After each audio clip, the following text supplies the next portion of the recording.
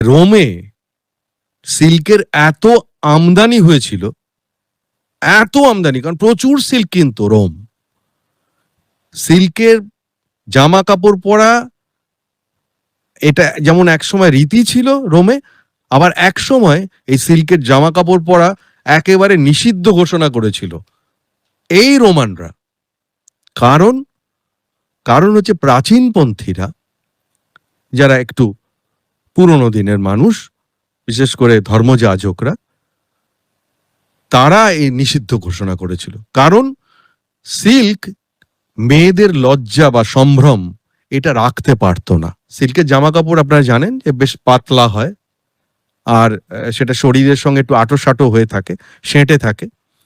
সেই জন্য অনেক রোমানদের বৈবাহিক জীবনে অশান্তি লেগে গেল। ভাবুন, মানে সংসারে অশান্তি হতো, বিবাহ বিচ্ছেদ হয়ে যেত এই সিল্কের জামা কাপড় পরার জন্য মেয়েদের।